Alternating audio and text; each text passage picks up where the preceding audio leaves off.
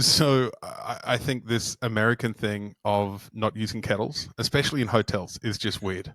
Just weird. Yeah. And to tell a British person that you made a cup of tea in a microwave, it's They're not going to want to be your friend anymore. it's just dead space. It is complete dead space. Like this, like Mark from Bristol just going, why? But why? Yeah. Why would you do Well, that? I mean, Danielle, if she was here, would be having palpitations. Oh yeah, what does she think about all this? Have you discussed it? Yeah. I think it sickens her to her stomach, frankly. But to be fair, she has been to the States a few times, so she's probably just like made her peace with it a long time ago. Do you think that's just like when the British got kicked out of America, when they had that War of Independence? Do you think the British people, as they're leaving, they just go, let's take all the kettles. They'll never have tea again. Yeah. Let's not tell them about kettles. We won't tell them how we made our tea. Yeah. We'll mess them up forever. We'll keep that. They can have their country, but they can't have the kettles. You can have your weird measurements that only you use. Yeah. Like miles and pounds, but we're going to have the kettles. Yeah. We'll have tea. Equals per freedom or whatever it is they use. Freedom units. Don't know what that means, but they use them. They love them. Yeah. I really enjoy Americans not understanding kilos every time I go to World Championships, because all of powerlift is in kilograms. Oh, really? That's great. And so that makes me happy. So the Americans going for that spend a lot of time competing internationally, they're fine. They have conversion charts, they understand it. But when you have the app on their phone. But there's always one or two doing their first World Championships, and they'll, we'll ask them, what's your opening attempt? And they'll go, 330. I go, it's not 3. And I said, it's kilos, man. And they go, what's 330 in kilograms? I go, well, that's your problem, not mine. Come back and tell me when you figured it out. Right. You write down a number and we'll put it on the bar for you. So we'll see if you live or die.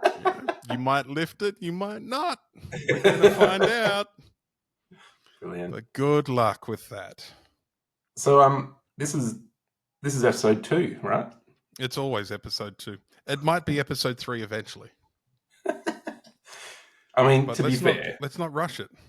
No, and to be fair, like episode 1 with Theresia is going to be number 1, like all time. Well, every time we kind of change the format a little bit, it'll be a different episode. Yeah. I basically have to wait and see if this is episode 2 or episode 3. It might be episode 4. You might jump to 4. Who knows? Who knows? It's, somebody asked me, I know you brought it up, and somebody else mentioned it as well. They're going, episode 2, and then everything's episode 2. And then realized it wasn't a mistake when you did it the first time. I said, no, it was. I didn't intend to do that. Now I intend to do it every time. Like the third time, the third episode 2, that was deliberate. The second episode 2 was, whoops. The third episode 2 was, well, I made a mistake and I'm just going to own it. Now the third episode 2 was like, no, I'm definitely doing it this way. But the oh, you mean the third episode? Yeah, I did it that way. Yeah. Because like, I think what we're talking about production values before we started recording is like, I don't want to care about a mistake that small. No, it's not worth spending energy on. And I think unless you're laughing about it. I think that's where people get really caught up on, like, just lose a lot of energy on dumb stuff that doesn't matter. Like, yeah, we all know it's not episode 2. We know it's a mistake, but it's not a particularly important mistake. No. So welcome to episode 78. Benn Gladden. It's great. It's great to be here. I waited a long time for this. I'm a little bit worried about this because now only 2 people are going to be listening because you're one of my 3 listeners, and I am one of your 3 listeners. Absolutely. Yeah. I think I might have listened to every podcast that you've featured on Spotify at this point, yours and other people's. Yeah, I think that's only maybe a dozen at best. Yeah, that's more than I've been on, given that this is my first. This is your first podcast. Yeah. This is so exciting. Yeah. I really liked doing radio when I lived in Karratha. Community radio? Community radio, yeah. ABC Northwest every Saturday morning. They'd have a sports program, and I'd often be in there. And then other times, because the community is small enough, I ended up knowing pretty much all the DJs, and a few of them came to the gym, so you'd chat in the gym, and they go, I just need to talk to someone for 15 minutes. It doesn't really matter what the topic is. This is where I realized that they're always just filling space in talk radio. Like, they don't really care. They go, can you talk solidly for 15 minutes about something? Yeah, sure. Something that people want to listen to. They go, okay, yeah, we'll put that on the radio. People listen to it. Yeah. Meryl from Glengarry might ring in to complain, or probably, actually, if it's Meryl from Glengarry, she will write a letter. Yeah. She will sit down. It'd be Karen that would be phoning in, wouldn't it? Karen would ring the switchboard straight away. But Meryl from Glengarry, she's going to sit down, she's going to pen this perfectly lettered, with Victorian cursive that she learned as a little girl growing up just after World War II. Letterhead paper that she's had specially made since she was 16. Oh, I reckon at some point in her life she might have had a blackboard, like a little slate, and she'd have to wipe it off. She didn't, she didn't go to one of those bougie schools that had paper and pens. She was using slate, man. And she sends in the most ridiculous letter, complaining she about was what you the teachers when they were getting it wrong, right? But she's complaining about what you said 2 weeks ago. Yeah, she's going, oh, terrible. That Benn Gladden, terrible man. Need to complain about him. So in a lot of ways, Meryl from Glengarry was doing Twitter cancellations long before Twitter existed. Oh, you said something 5 years ago and you recorded it. I don't like that. Bye. You're out now. Oh boy. So anyway, we have this game. We have this game that we play. I don't think I've ever asked all 36 questions. I think you have, though, haven't you? You played this at home. Yeah.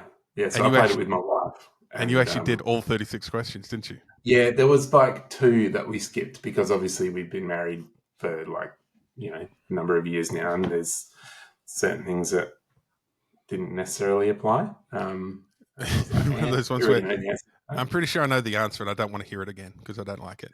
I don't think it's changed.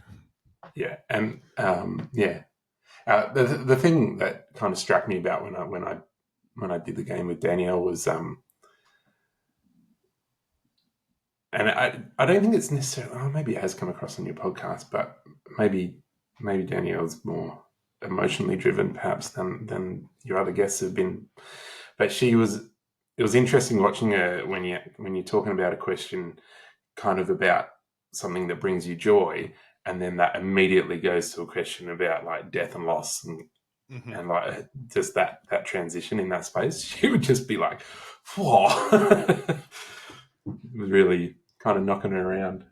But because I'd listened to the podcast a few times, I kind of knew that it was going to happen that way, so it didn't really surprise me as much as it surprised her.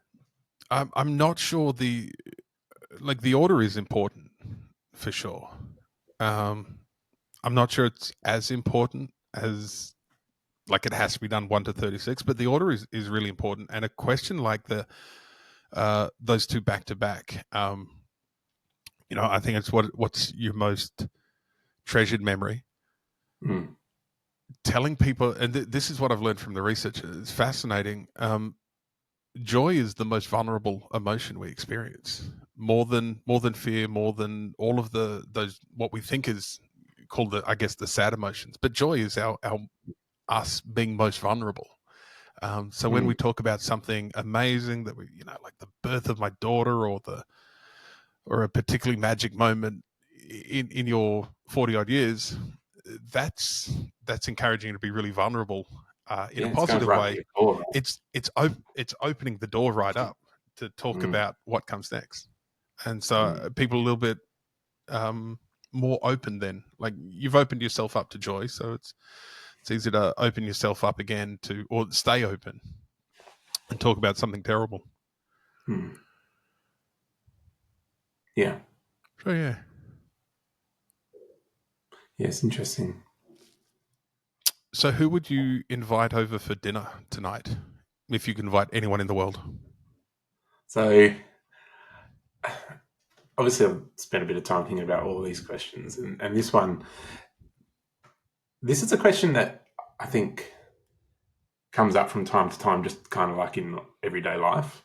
Like, it's along the same lines of what celebrity would you love to meet, or for me, the answer to this one for a very long time, for as long as I can really probably remember, has been Jim Carrey. Oh man, wouldn't that? Yeah. Yeah. What would you eat though?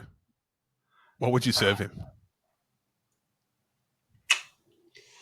I don't know, like, what, if I'm being like completely indulgent, I love Mexican food, so it'd probably be like enchiladas or a burrito or a taco.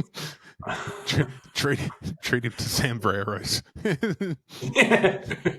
See Pretty what much. somebody who experiences real Mexican on a regular basis thinks of sombreros. Yeah. Nice segue there, because Zambrero's kind of segues into Blink 182, and Tom DeLonge is another person that I would love to have a meal with. When I asked Danielle this question, she was like, straight away, she's like, I reckon you'd like to have dinner with Ryan Reynolds, which is funny because that's what I think your previous That's what. Yeah, Richard Lee wants to have Richard dinner with said. Ryan Yeah. Reynolds, but only if Ryan pretends. Only if Richard pretends that he's never heard of Ryan Reynolds before, so Ryan can be relaxed and not be a celebrity. Yeah. Yeah. Yeah. But no, it'd be Jim Carrey. I think that guy is. I've always loved Jim Carrey. I've always enjoyed his humor. I have a very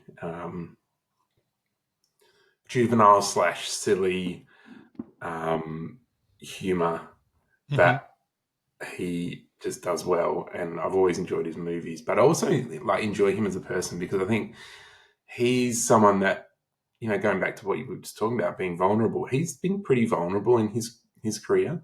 Like with his ups and downs, he's really kind of shared a lot of that with the general public. And just watching like his dealings with Hollywood and fame, and it's messed him up a bit along the way, but he's still there. He's still doing stuff, and even like the stuff that he does now. I don't know if you've seen like any of his paintings. Like, it just seems to me that he's been very open and vulnerable with his art, be it like acting or comedy or like painting and that sort of stuff. And I find it really interesting. And I think having dinner with him would be both hilarious, but also really, like, you'd probably go into some really deep stuff. It'd be pretty cool. Yeah, I agree. I think he's amazing. I think Jim Carrey and many others, probably Andy Kaufman as well. I loved him, and I went back through and watched a lot of old Andy Kaufman stuff just recently again, and I think they worked out early that people's opinion of them just doesn't matter that much. Yeah, and that's something we've talked about a couple of times now on this podcast, is that most of the people don't really care, and their opinions don't matter. And there'll be a few people in anyone's life whose opinions really, really matter. And you should care about those opinions, but that's not a lot of people. No. And it's certainly not people that watch your movies. I know Rick Rubin, who I love. Like, if you make movies, stop caring what people think of you as a person. I think, like, you create some art, but once you've created the art, you're no longer in control of it. Your job isn't to make art that people like. Your job is just to make art that authentically represents a snapshot in time, and an understanding that any art that we produce is merely a snapshot. It's where it's where I was right then in that moment, And if you ask me about it now, I'm no longer in that moment. I've moved on. Life has moved on. And whatever relationship you have to the work, that's your relationship to it. Have at it. Yeah. It doesn't matter if you like me or not. Yeah, that's interesting. But and I look at that and I listen to you talking about it and I think, I wonder what my brother would think about that, or wonder what my brothers would have to say about that, given that he's like, he is an art. I guess in a sense Yeah. we're all artists in different ways, but like he's an artist in that he, you know, he does painting and drawing and you know, he went and studied at university and he's had showings at galleries and sold art for hundreds of dollars, and you know, as far as a modern day artist goes, he's been relatively successful. He would probably argue very strongly against that, and would like to be much more successful. But I think, you know, he would probably also follow that up with, but that won't happen while I'm alive. But then you're making, if you're making something for someone, that's commerce. Yeah, that's not art. Yeah. And I'm 100% in favor of people doing commerce. Like, you don't have to do art. It doesn't have to be art. But if it's art, you know, whether you get paid for it or not, or whether people like it or not, that's independent of producing the art. Yeah. And so that's why, I mean, I think guys like Jim Carrey just worked that out a lot earlier than most. And what's the common saying now is just don't give a fuck. Yeah, I think he gives a lot of fucks, but he allocates them to the right areas. Yeah. Areas that he really believes in. Yeah. So would you want to be famous? Like, not Jim Carrey famous necessarily, but maybe. Yeah, but I think, would you want to be? I think there's I think, you know, some of the previous guests have spoken about, you know, like there's fame and there's infamy.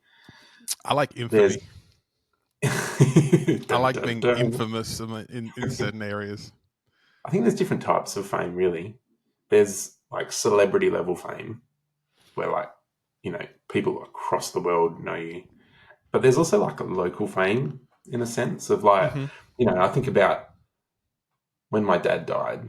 We had his funeral, and it was at 2J in the town hall, and like the hall was packed, flowing out onto the street.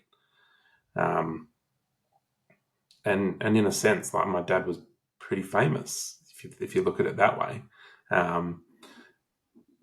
I think it comes down to, like, what do you want to be known for?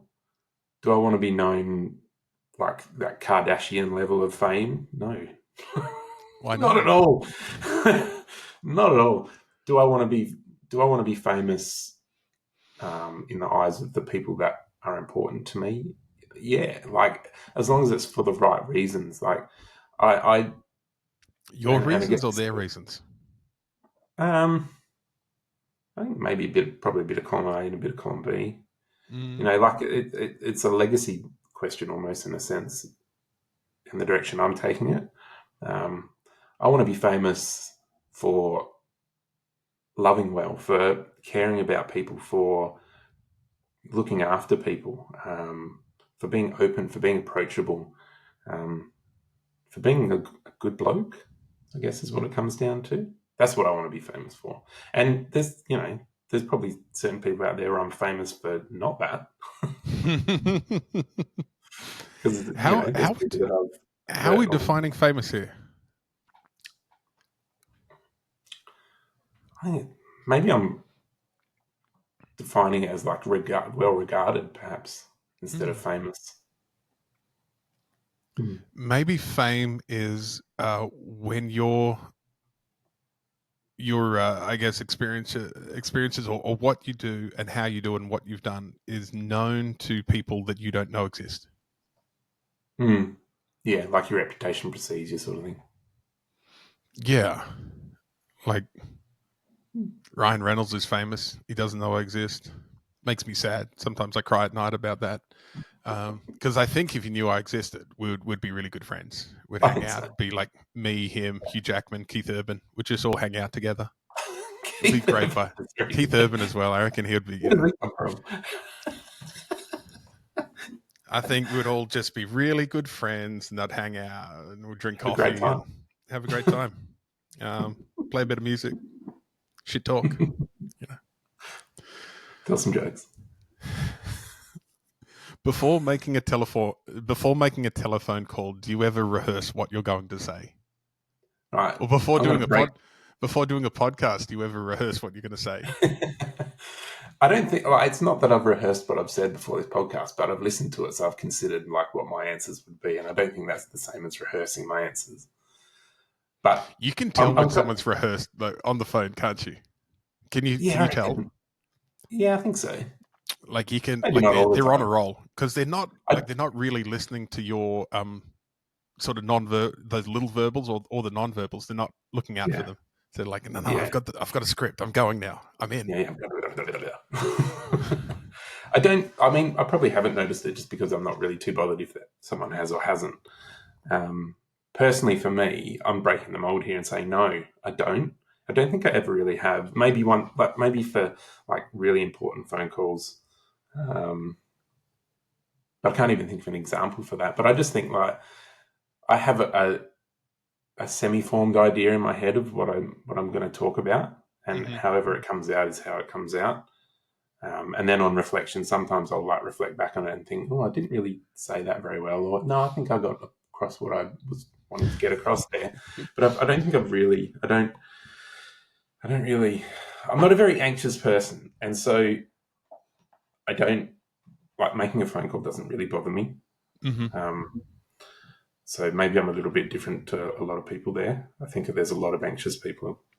Anxiety seems to be on the increase, and I'm not one of them. Lucky you. I'm a bit weird. Yeah, it's interesting because like my dad wasn't. My mum's quite anxious. My brother's Uh-huh. really anxious. Yeah. So maybe it's like a bit of a genetic thing. Maybe it's a bit of a learned behavior thing. Could be. Could be both. Could be. Yeah. Again, bit of column A, bit of column B. But yeah, no. My overall answer to that is no. In general. What would constitute a perfect day for you? Man, I reckon this is one of the hardest questions What is on the whole perfect, thing. right? Yeah. There's that, but also there's the fact that I love lots of different things in lots of Mm-hmm. different ways. So my perfect day would change from day to day. I don't have this like formula of my perfect day would include this, and this, that, and that would be perfect. It's like it really. I'm not a morning person, so like I've listened to you guys talk about like getting up and watching the sunrise and that being a part of the perfect day, and I'm like, man, I want to be sleeping in on my perfect day.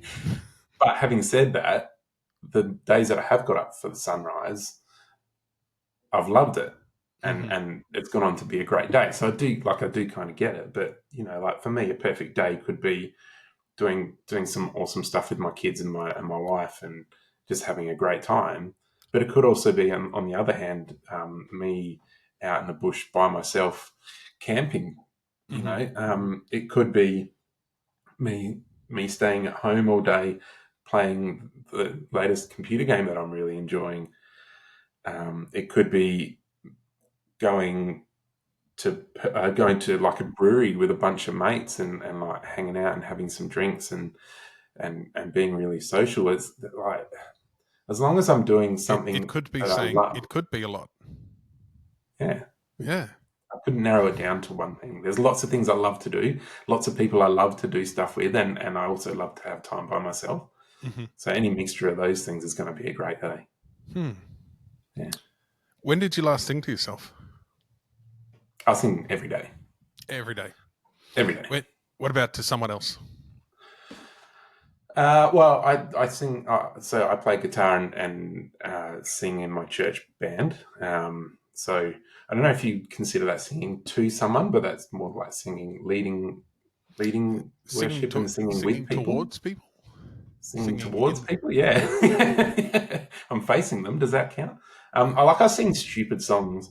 Well, I will sing a stupid song without fail every day to my dog. I'll sing stupid songs to my kids and to my Yeah. wife and my friends and stuff like. I've heard some And of those especially like songs. if, hey, You're right. I've heard some of those songs. I like those. yeah, I did the yeah, same thing. Like me and Gabrielle and Bronte, we talk about life is a musical. So yeah, 100%. it's I like those. I really got into Bollywood films mostly because of the spontaneous singing and dancing. I like any movie where Right. there's just a those 90s kind of rom-com teen movies, and they always had a dance scene in them. It's just a spontaneous song and dance. I'm like, yeah, life should be more like that. I'm disappointed in my 46 years there hasn't been a lot of spontaneous musical numbers. So on, talking about musicals, do you like musicals? Mm. Yeah, I do. yeah. Like proper musical, like say where Like they're Hamilton. singing all the dialogue. Yeah, like Yeah, Hamilton or yeah. Les Mis or Phantom of the Opera or like what's the one? Come From Away. Have you seen that? No. Okay, so that's about a plane. So it's around 9/11 and the planes got diverted to different places, and Mm-hmm. one of these planes gets diverted to like this like middle of nowhere Canadian town, and then they're there for like a week or something while they're figuring out like how do we get back and how do we refuel the plane and how Mm-hmm. the town kind of gets around all the people that were there, and like on the plane is people from all walks of life, including like people with dark skin and Muslim backgrounds and stuff, and the tensions that have arisen due to that whole 9/11 thing. And yeah, it's just a really good, really, really good musical. It's like if you ever get a chance to see it live, or even I think it's on one of the streaming services. But yeah, really, really great. I think you'd love it. Hmm. If you were able to live to the age of 90 and retain either the mind or body of a 30-year-old for the last 60 years of your life, which would you want? The mind or the body of a 30-year-old? I want to keep my 30-year-old body because I think I was like probably reached my peak at about 30. It's been downhill, I reckon. and I don't see it getting any better. But I think the real answer to the question is I would not want to stop having learned anything or growing in wisdom when I was 30, because in the last 10 years I've grown and learned so much stuff about myself, about the world, and the way I look at the world, and the way I understand the world, that I wouldn't want to lose any of that, and I wouldn't want to ever stop learning and growing and understanding. Mm-hmm. Yeah. Do you have a secret hunch about how you're going to die? I love this question. Not at all. No idea. My dad died at 60. But like he was a pretty heavy smoker for most of his life, and like I haven't been and am not.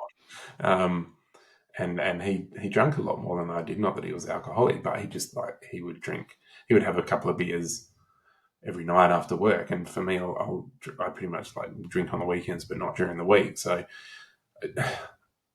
I don't think that I'm going to die in a similar way that he died, and I don't really have any clue. I don't really want to know, and I don't really want to spend much time thinking about it because it's not going to change anything. Yeah, I think the mode of death is more for the living, if you think about it. Because once you're What do you dead, mean by like that? you go, well, if I die of what do you want? It's if I die in an underwater caving incident. That was my fear for a while. I was going to die in an underwater caving Yeah. Were accident. you doing that a lot, underwater caving? No, No. none, zero. I just thought that was that was how I was going to die. Turned out I was in heart failure and had a lot of fluid building up on my lungs, and that fear of drowning was a real one. You were Just drowning. was I was drowning, and the cave was my body. So yeah, that whole Bizarre. predicting. Yeah, so the way you die, like if I died in that underwater cave, I wouldn't. I have no conscious association with that mode of death. Like I'm dead, but everyone else has now. Oh, that's how he died. That's interesting. So there's Yeah. like the I way like. you die is the way you die is for the living. It's I for would who's hate. living For my, afterwards. yeah, I would hate for my death to be like really traumatic for like it's going to be traumatic because like it was traumatic for me when my dad died. It's traumatic for anyone when someone they Mm. love dies, and I've at least got a couple of people that love me that I'm sure of. I promise And I I'll don't want cry. it to be any more. Hey, I promise to cry because you're going to die before me. That's the way it works in my world. yeah, That's my joke. Given the couple of times how close I've come to death a couple of times and the stress that I've caused everyone else, and I know I say this a lot, that I yeah, just believe now I'm going to live to 120. I'm going to go to everyone else's yeah, funeral, and then when I die, people go, "Who was that guy?" yeah. So I won't be So the next famous. time I get a call from you and you're like, I'm in heart failure, um, it's not good. I'll just be like, it Yeah, doesn't you're matter, probably man. going to live. It doesn't matter. Shrug it off. You'll be fine. Well, that's I kind of going through this last one. That's kind of where I've got to. Like, I'm like, I don't think this is going to kill me. Yeah. I really liked one of my nurses. She said, "You're definitely the main character now. Like, we know who the main character is." I'm like, okay, Now you've had a permission from someone else, like you're unstoppable. stands to reason. I'll just keep going, and I'm hard to kill, but I'm easy to break. Well, yeah. Yeah. Let's go. What are three things that you and I appear to have in common? What aside from obvious, like ridiculously good looking, There's that. um, yeah, probably a bit of a messed up sense of humor is pretty Definitely. high in the mix. Hmm. Um, Although I so don't that's think it's two. messed up. I think it's accurate. I think it's Oh, it's the beautiful. best. It's yeah, it's just joy Yeah. in its purest form, to be honest. But I think probably the third thing is like a genuine care for other people. Hey. Hmm. For what in your life do you feel most grateful?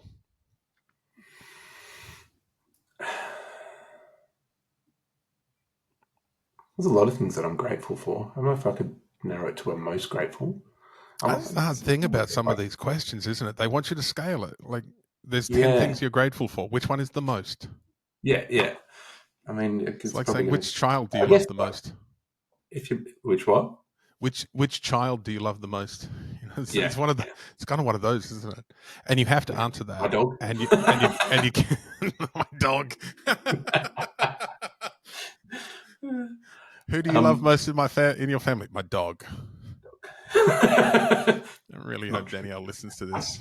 Yeah, no, it's not true. And I know, like, she will listen to this, and I know when it gets to this point because she'll just look at me like, like her head will just drop a bit. She'll look up at me. She'll shake her head. But yeah, why you're at that why are part now. you why are you taking so long to say the right answer? Do you want me to edit Um, this? I'll edit this bit back, and we'll edit out the pause and all this talking, and it'll just be for what in your life do you feel most grateful? yeah, Go say my it now. dog. My dog. Oh, hang on, I'll edit that again. For what in your life do you feel most grateful? My dog. Nope. Okay, so still not my wife. It's been nice knowing you anyway. I'm sure you and your dog will be very happy together.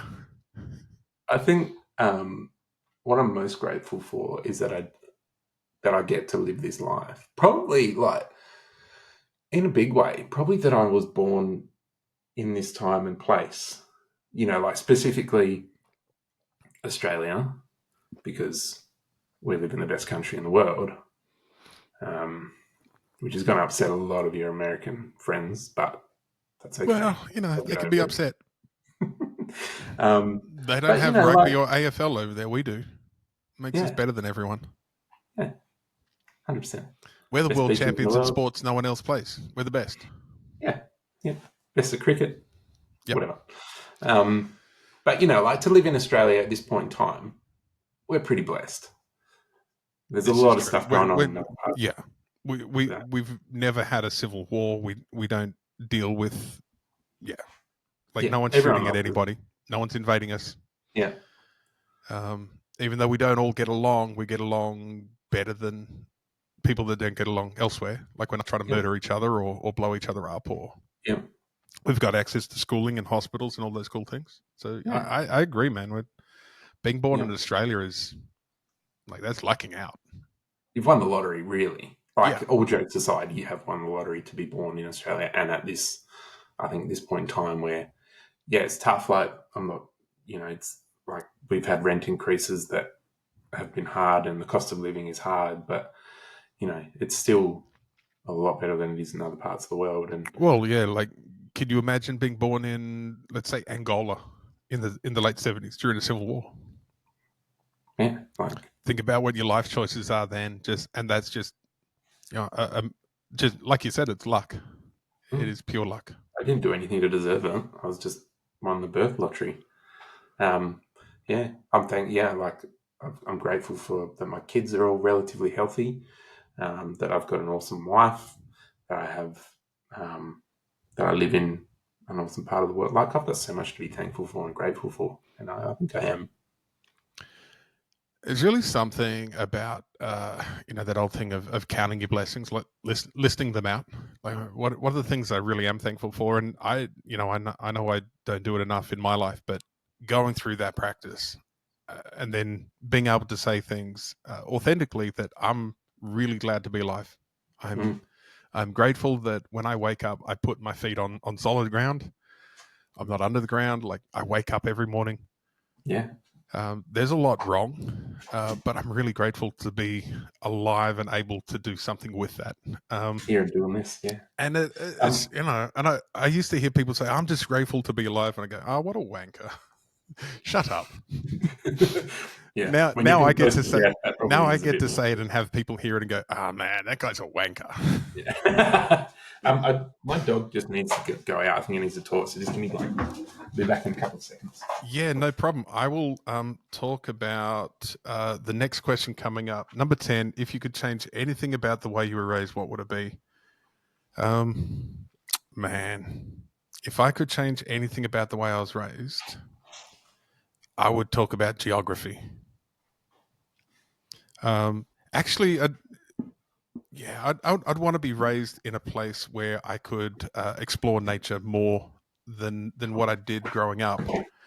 I think that the exploration of nature uh, is a massive thing, and I'm going through a book at the moment about what's the book called? The Anxious Generation, Jonathan Haidt. And I know you loaned me a book as well about nature play, and I think it's called Rewilding. Mm, Looking at I'm talking about what would I change about the way I was raised if I could, and I'd just go more nature interventions, more time yeah. spent out in bush, more time spent at the beach, more Mm, time engaging with climbing trees with dirt and rocks. And to say that, I lived outdoors for the first 20 years of my life. Like, I wasn't locked up inside playing computer games. I didn't own a console. I didn't have a computer. Every afternoon, I was on my bike. I was down the park. I was playing basketball.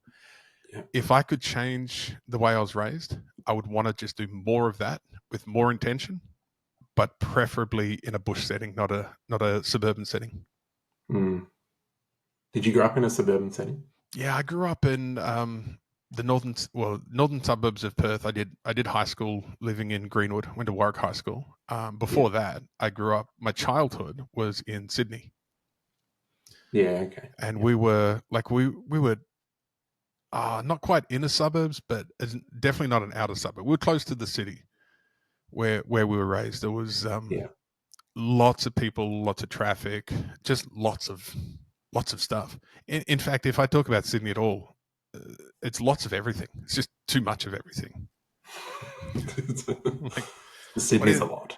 like? I like Sydney. I like flying into Sydney because you come in over the harbour and in my head I've got Peter Allen singing "I Still Call Australia Home," coming in on a Qantas jumbo. In your head, or you're singing it for everyone else to Sometimes out enjoy? loud, Yeah. or singing Christine Arnoux, "My Island Home." I'm returning from because I've normally been on that plane for 12, 13 hours coming out of LAX or Dallas or someplace like that. And I'm just glad to be back in Australia. Yeah. But then if I spend half a day in Sydney, I just go, that's just too much of everything. Like, I like it, Mm. but there's too much of it. Yeah. Yeah. I've never been to Sydney. My brother lives there now, so I'll probably end up there sometime soon. Oh, Um, I'd seen that he'd moved. Where is he staying? Like, how cliched is he trying to live right now? well, they're in Marrickville, so I don't know what that really means, Oh, but okay. Yeah, no. He's it's not like right in the middle. It's kind of off out of brand. off Well, brand. Marrickville's in the city. But if you go a couple of suburbs in from Marrickville, it's much more arty. And I don't know. I'll talk to Yeah. Dan about it anyway and give him a hard time. Yeah. Yeah. Give him a hard time for sure. Now I'm not training a certain bench presser. I never hear from him.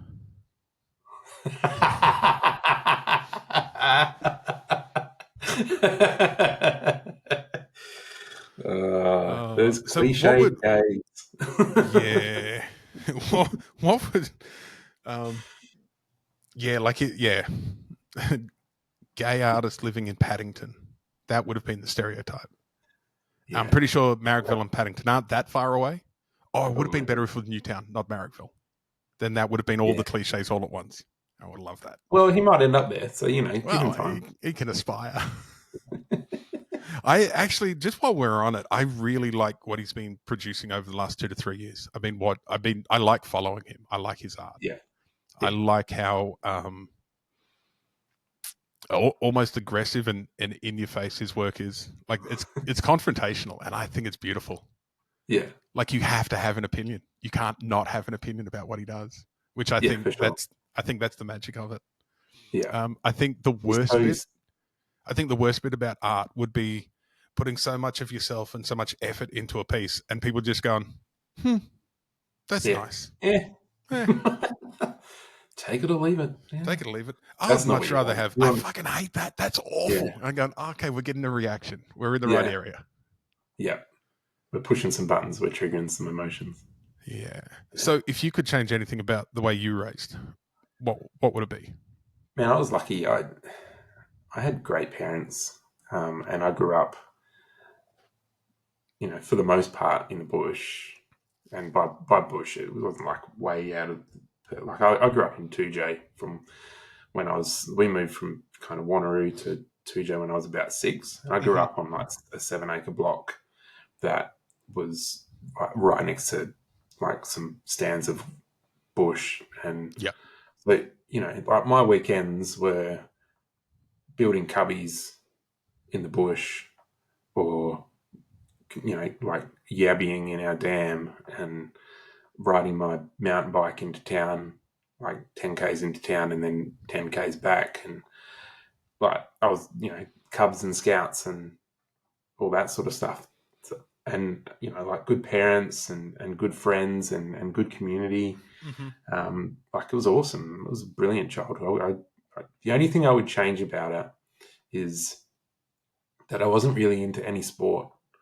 Um, I some of my mates played cricket, Mm-hmm. and I went along. I thought, oh yeah, I'll give this a go. I went along and went to a training session, and no one like kind of really even acknowledged that I was there, and came and said, "Oh, this is how you hold the bat. This is how you swing the bat. This is like what you look for when the ball's coming. This is how you stand." This is like, Mm-hmm. no one like came and like coached me in any kind of a way, which I think like sucked, because I kind of went away feeling like, why did I bother? But then the next part of that story is that they're like, okay, well, you like come along and play a game on a Saturday. And so I went along on a Saturday, and we drove, I think, a couple of hours on a bus to like, I don't know, Muckenbooden or something stupid like that. And Mucker.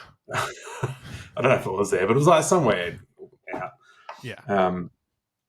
And they're like, yeah, come along, be a part of the team.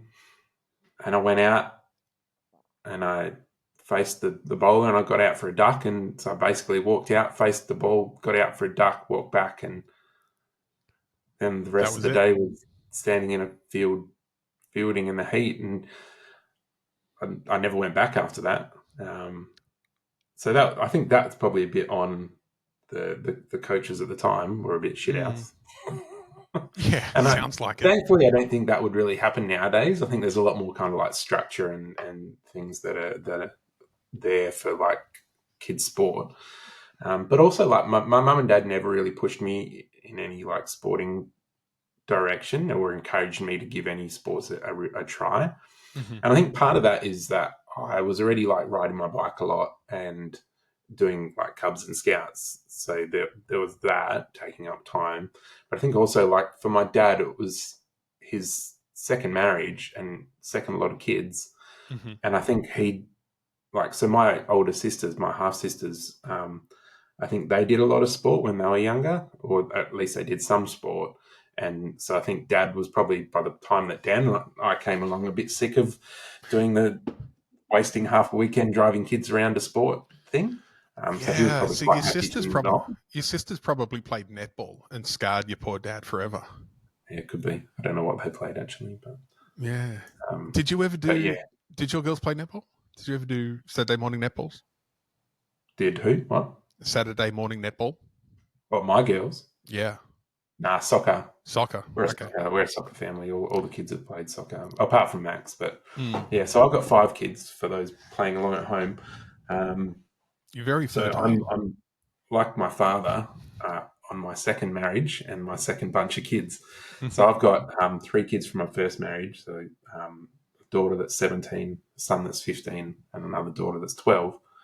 And then a gap, and then from this marriage, I've got a daughter who's just turned 6, and a son that will turn 5 later this year. And all of them, apart from my youngest Max, have played soccer. So yeah, that's Max hasn't been that keen. He copped a soccer ball to the guts or to the face or something when he did like a tryout thing, and he decided after that he didn't want to do it, which is understandable. But he's shown a little bit of skill with a cricket bat, and his granddad, like my wife's dad, is really good at cricket. So there's probably a bit of natural talent come through there. So maybe he'll do that. But we have Saturdays, particularly last year, had 4 out of my 5 kids doing soccer. That was your Saturday gone. Yeah, I bet. Yeah, it's just a lot of standing around having semi-awkward conversations with people that you see once a week. Yeah. All right, let's move on to the next one. 4 minutes. Your life story in as much detail as possible. Ready, set, go. Right. Born 1982 in Osborne Park in Perth, WA, born and bred. Lived in Wanneroo until I was 6 or 7. We moved up to 2J, and then lived in 2J until I think it was about 19. Moved to Northam, which is like only half an hour away from 2J. Got married very young. I was 21, and my ex-wife was 19 when we got married. I've been landscape offsider, like labourer for a landscape / handyman. I've worked at Coles. I then did a IT traineeship, and I was a computer tech for a while. And then I became a Christian when I was 18, so I started, being heavily involved in my church, youth group, volunteering with Youth for Christ and things like that. Obviously had my first 3 kids. I then was like the youth coordinator for my church. So I wasn't the youth pastor because I didn't have any qualifications, but I was running the youth group and the activities and that sort of stuff. So my title was youth coordinator. So you were an amateur Christian. I was an amateur Christian. Yeah. You weren't qualified to be a Christian. Didn't have it. No. Yeah. Kind of like Jesus, I guess. I like the professional Christians. I've been through training. Now people give me money to be a Christian. Yeah. And then got into chaplaincy, school chaplaincy.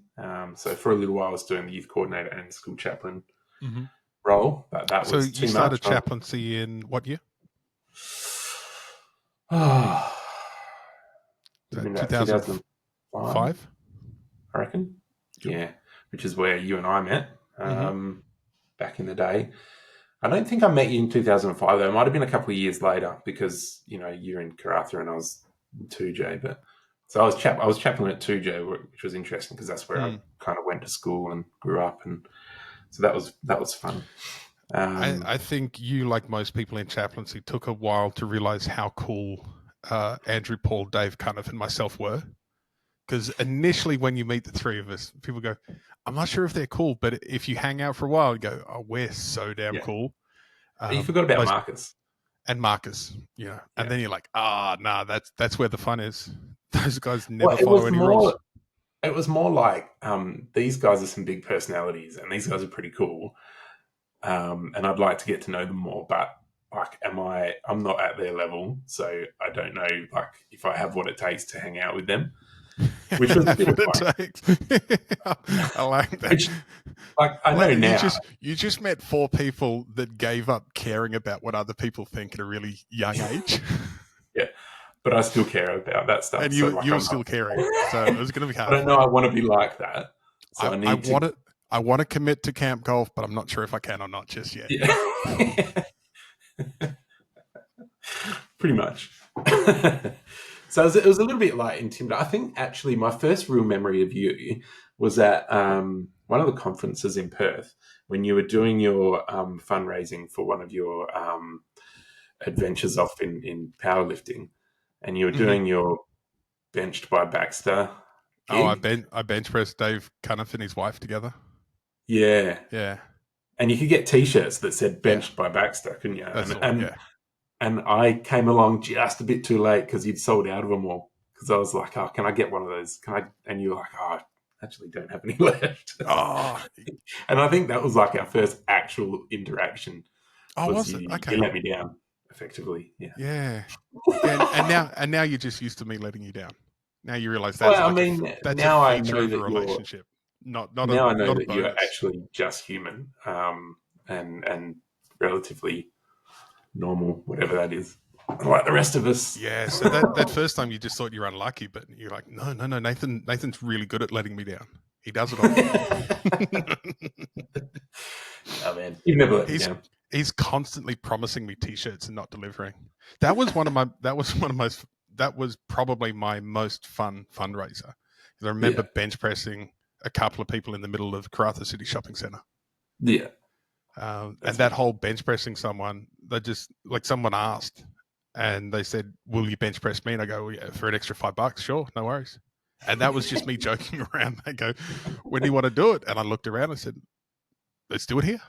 So I laid down on the floor in the middle of the shopping centre and they got on top of me like a barbell and I did a few reps with them. And then that became the thing. And of course, Dave Cuniff thought it was the greatest thing in the world. And every time I saw him, he wanted to be bench pressed from then on. Probably still does. I don't know. It's like an amusement park ride for him.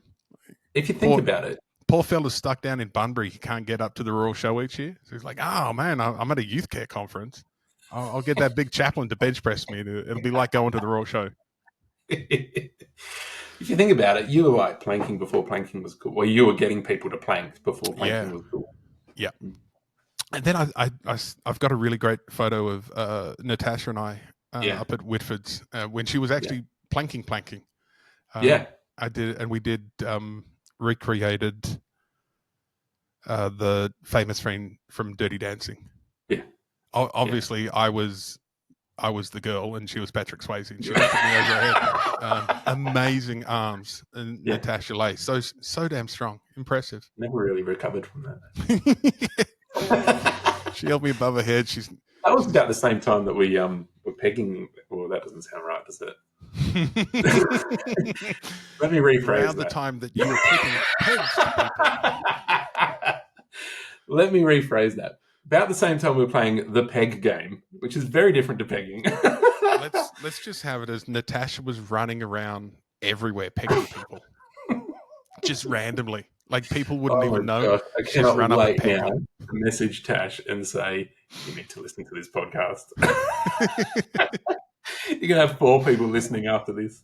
You know, when I upload to Spotify, I'm going to have to click that there's sensitive material in here now because we're talking about Natasha's fondness for pegging. Don't Google it. Don't Google it. Not where I was going in my mind when I brought up the peg game, but if you Google it, put safe search on. Just don't save Google yourself. It. Just don't. Or if you're feeling risky, if you're feeling a bit frisky, maybe Google it. Take the filters off. Yeah. It's judgment-free zone. You might need to clear your browser history afterwards, though. If you could wake up tomorrow having gained any one quality or ability, what would it be? Yeah, this is a cool question. I agree a lot with some of the things that have already been said. And when I spoke to Danielle about this, she immediately, she was like, teleportation. Because she would love to be able to just Go and see a just family anytime. yeah. Yeah. Wouldn't that be awesome? That That would be wouldn't it? very cool. That would be, and so much cheaper on travel expenses. For me though, I would love to be able to have the ability to communicate with people in such a way that I could get them to see, like, the truth in any given situation. So I guess just like the really, what's the word I'm looking for?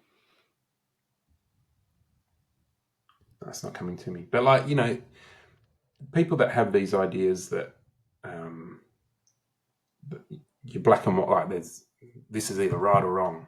Mm-hmm.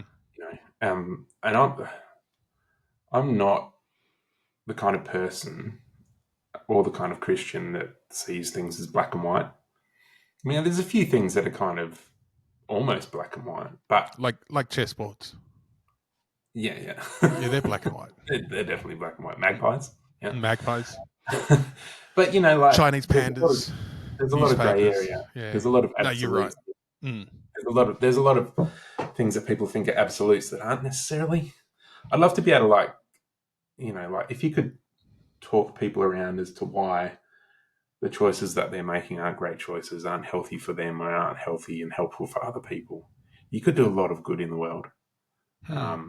Just the ability to be super convincing, I suppose, but not just like convincing so that I feel good about you now believe the same thing as me, because I don't think that necessarily has a lot of merit. But I think there's certain things that if we all agreed that we should spend money on peace and not war, like the world would be a better place. Like if you could convince people to live together in harmony and accept each other's differences, you could make the world a much better place.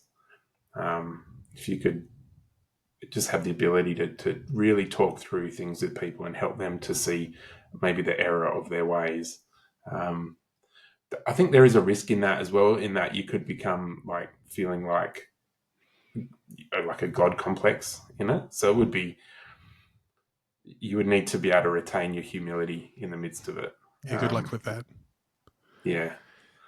But it sounds like you're almost combining it with the next question, which I'll ask you this next question and see if you're putting them together at all.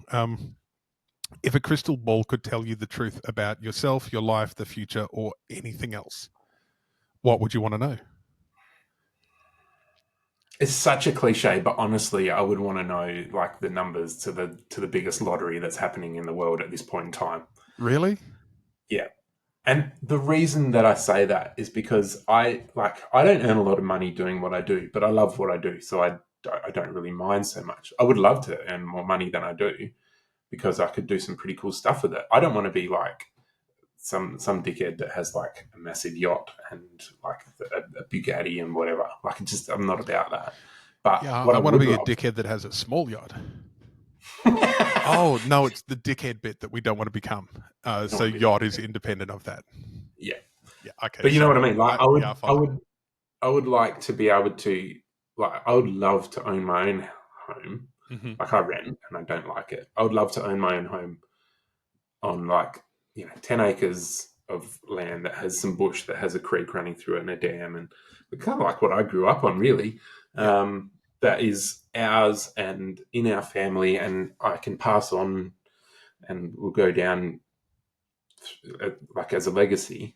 But then also I would love to be able to turn around and like do the same for all my friends and pay off their mortgages, and then I'd love to be able to like spend like ridiculous amounts of money on getting clean water for people that don't have it, and doing like just that really altruistic like kind of stuff with money that billionaires just don't seem to do, that they really should.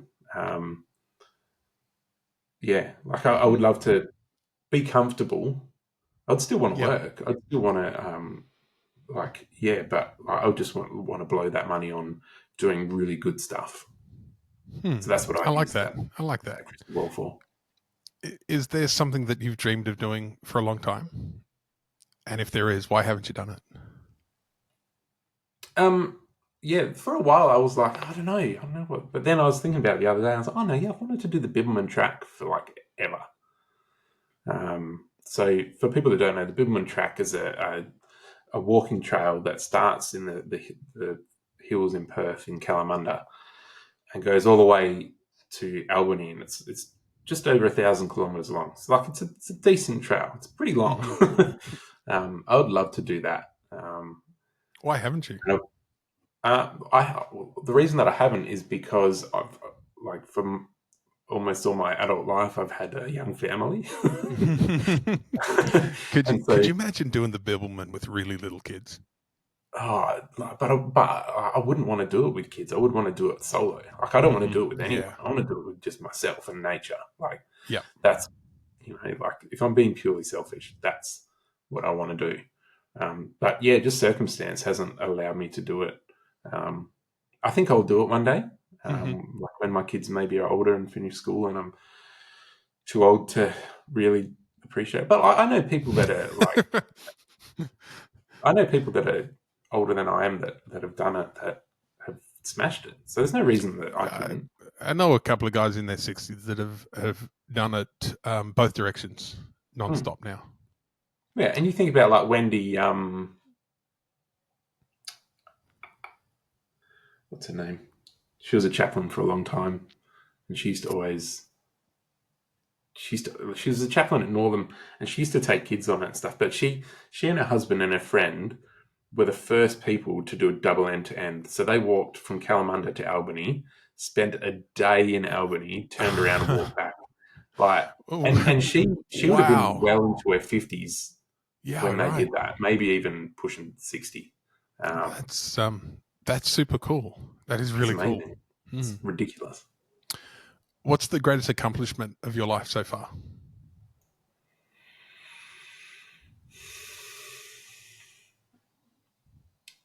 Well, it's not walking the Bibbulmun, is it? It's not.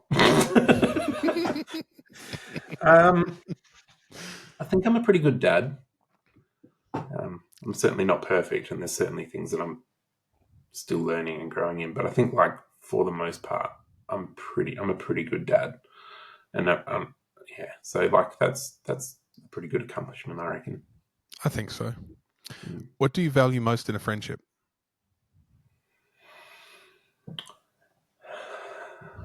Think about my friends, and I think they're all pretty funny Hmm. at varying degrees. Like you've got Nathan Baxter, like up here, At the top, and then you've yeah. got other friends that kind of slot in below that. Hmm. Um, You got those Brent Finlay, Dave kind of types that are like they yeah, try, but they're they just in try, there but they're funny. not quite there. They'll get Yeah. there. Give them time. Hmm. So the ability to share and joy um, is right up there. The ability, like I like my friends to be open Hmm. with me, and I like to be able to be open with my friends. And I'm like I'm pretty open book, like right off the cuff. I'm relatively open person, and the more you get to know me, the more open like I get, even more open than that. Um, so that's important to me. Honesty is good. Like I've It appreciated kind of when my goes with friends. openness, doesn't it? It Honesty does, and yeah, openness yeah, are kind of they end up being connected, authenticity and vulnerability, yeah, and all those things kind of end up being yeah, a yeah. bit of a Just a package deal. genuineness. Yeah, Yeah, people that have the ability to take things seriously when needs be, but then hold things loosely when it's okay to do that. hmm. Is a good one. What's we spoke about this before? Is that here's the double, the jarring double. Mm, What's your most treasured memory? And remember, terrible memory comes next. yes. Yeah. So there's a couple. I couldn't narrow it down to one. I don't know what this says about me that I find it very hard to like be absolute about stuff. Um, Is it one of being them is absolute though, or is it just picking one thing? yeah. One of them is my wedding day with Danielle. Hmm. That was just an epic day. So we got married at Nanga Bush Camp. It was November, but it was stinking hot. It was like 35 degrees. But you've got the river right there. So we got married like under the, like out on a kind of like a balcony with our friends sitting under the shade of the big eucalypt trees, and we were under the balcony. The balcony thing had like grapevines growing over it. So at that time of the year, they're all green and it's covered. So we were in the shade, and our friends were in the shade of the gum trees, but it was still stinking hot. But it was an awesome ceremony. You know, like Matt Bartlett married us. Dave Cuniff was our MC. And then after with the vows and everything, we went off for photos, and everyone just grabbed drinks and went and jumped in the river. And then once we'd done our photos, grabbed some drinks and jumped in the river with everyone.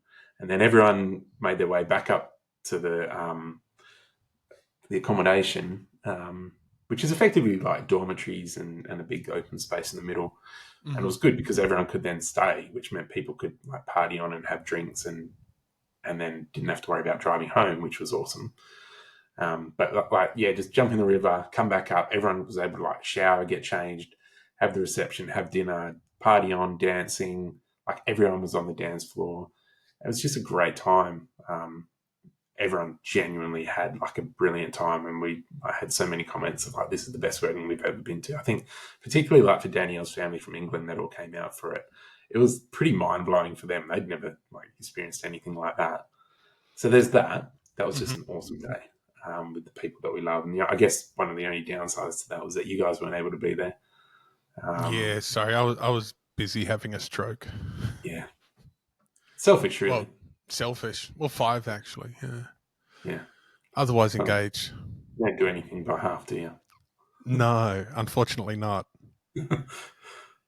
The other one is a very distinct memory that I have with my dad, where we'd been, so we were living in Tuja at the time, and we'd been across to Bindoon because my cousin was out from England, and he was temporarily living over there and working over there, and we'd been over to see him and just had a couple of beers at the pub together, and then Dad and I were driving back, and it was just the two of us, and he was just sharing some stuff with me that I don't know that he had ever shared with anyone else. Yeah, that was pretty awesome. What's your most terrible memory? So again, I have 2. So when my dad died, like that happened right in front of me. I think I've shared this story with you. I don't know. Bits and pieces over the years. Yeah. So my ex-wife and I had just been skiing over in over east, over at Falls Creek, and we'd gotten engaged. And we came back and we went around to visit Mum and Dad, you know, as an engaged couple, and spent a bit of time with them. And then a couple of hours later, Dad had like a massive, like, brain aneurysm type, like thrombosis, I think, blood clot type thing in his brain, in his recliner, and pretty much died there in front of us. And, you know, at first, I thought that he was just winding the dog up because his body like kind of like contracted in and like his legs and arms like pulled in and stuff. And I thought he was just being silly and winding the dog up. And so I was kind of laughing. And then I suddenly realized that this is not okay. This is not good. Whatever's happening is not good. So to go from laughing at it to like being shitting your pants effectively, and then I was the one that did CPR on him, and he was still in his recliner. And I'd like, for anyone that's ever had to do CPR, that's like super traumatic. But when you're doing it when someone's in a recliner and you lay the recliner flat, there's too much give in a recliner, and you can't get those compressions right. So then I had to like lift him off the chair onto the floor and try and keep doing it there. And like people talk about a dead weight, and it's a real thing. It's like trying to get him out of the chair, like because he was about the same. I'm a little bit bigger than he was, so I'm 6'2". He was, I think, 6'1.5". So like he was a big guy. so I had to like try and get him out of the chair and do the compressions and do the breaths and everything. And back then it was like you still were taught to do the breaths, whereas nowadays it's more like just do the compressions, and the breathing like it will happen kind of automatically via the compressions in a sense. But I like even before I pulled him out of the chair, I saw his pupils dilate, you know, and I knew that he was gone. I knew he wasn't pulling through at that point, but you still hope and you still go through doing the stuff. And you know, my ex, like, due credit to my ex-wife, like she was on the phone to 000 at the time, like bang, like that, and like giving them directions as to where we were, and it just felt like the longest time waiting for that ambulance to come. And at one point, like I was so overcome because my dad was a smoker, so having to do the breaths was unpleasant, is putting it lightly.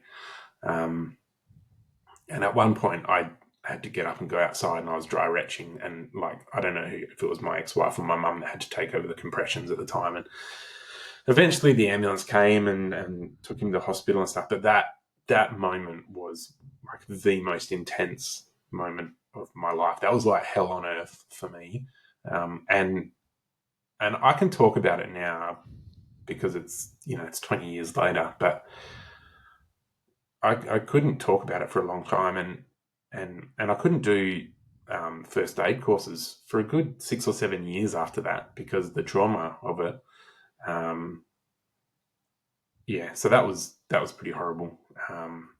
And without going into as much detail for the second one, it was when my ex-wife and I like split up the conversation that led to the divorce. That moment was the other worst moment.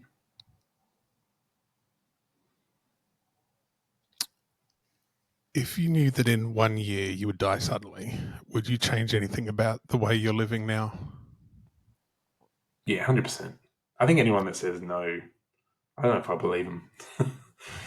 Like, I tell people that I love them all the time. And like when I did these questions with Danielle, she said to me that she has no doubt that if I died, like there's not a single person that there's like a friend or someone that I love or a family member that like they all know that I love them. And she's like, you tell people that you love them all the time and you're very open with that. And yeah, you're like, good like that. There's no, it's unequivocal. Like your friends know, yeah, and we know because we hear you say it a lot. yeah, a lot. Yeah. Okay, yeah, I'll say it to people on the phone, and it's joking, but it's also serious. Like it's, you know, like I speak with Dave. We've spoken about Dave Cuniff a few times on this podcast, so I'm gonna have to get him to Yeah, listen. But this is the invite to get him on. yeah, good call. Because let's face it, the world needs to know what's inside Dave's head. Oh, Like that's a skull that you crack that open, and there's some terrifying. amazing, you know. But it's like deep diving in the Pacific. Like, sure, Yeah, it's terrifying, but there's some beautiful things in there. some amazing stuff going to be Like, seen. and there's probably some species like you know how there's things in the Pacific that we've never discovered. I think Yeah, there's going to be thoughts inside Dave Cuniff's head that the world has never heard before, and we're they all going to need be to hear. amazed. And we're like, Yeah, oh, yeah.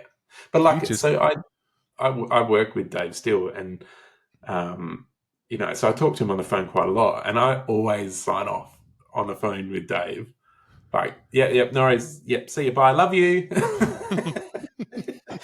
But getting back to the question, like, I would tell people even more than I do now that I love them, and I would also take out so many more life insurance policies because I'm pretty sure you can have more than one, right? I'm pretty sure you can have more than one. Why wouldn't probably, you be able to? yeah, Like, as long as you're paying sure, your premiums, right? yeah, Yeah, yeah, works, I guess, yeah. yeah. So I would like, yeah, I'd definitely be bumping my life insurance like policy up and spending a lot of money on that so that I knew that, you know, my wife and kids were looked after I was gone. They're probably the two main things. But I would also I would probably either like not work or I would work less, and I would spend more time seeing all the people that I want to see. Yeah. What does friendship mean to you? Friendship. Yeah. You said before Friendships. you value openness and honesty and Yeah. genuineness in a friendship. So Yeah. then that's what you value. What does the friendship mean? Friendship means that I have people that I can rely on, that I can talk to honestly, that I can spend time with, that fills me with joy and Hey, good memories. I've got someone banging on the door, so I'm just going to go see who they are. And now Yeah. it's your turn to do the Keep filling. talking. Good Yeah. luck. Can do that. Yeah. Friendship is having people around that you can do life with, that you can make memories with, that you can enjoy the good times with, but also that are there for you when the shit hits the fan. And I've had times in my life where the shit's hit the fan through my own doing and through other people's doing. And I've had friends that have been there for me in that. So I guess it's sharing in the joy and supporting you in the bad times, and having those connections that just mean so much. That's a great answer that I didn't hear. You'll enjoy it when you listen back. I'll listen back later, and I'm sure it'll be an amazing answer. That was the postman. I love ordering things off the internet now. Oh, so good. It's what I found the best thing is when they deliver it, and it's like you've got this new friend that you see from time to time, because it's always the same guy delivering here. Whether I order something or Bronte's got something in, it's like, hey, how you doing, man? Good to see you. Yeah. Want a coffee? Want to pop in, have a chat? Yeah. I'll ask you a few questions. Yeah. I've got a game you want to play. What oh, this is a great one for you. What roles do love and affection play in your life? Like you've already No. said, you tell your Yeah. friends that you love them all the time. Yeah. Massive. Let's go Massive. from there. I am a super affectionate person. Mm-hmm. Um, I'm all about the hugs. I'm all about the physical touch. It drives my wife nuts because I'm constantly like grabbing her bum and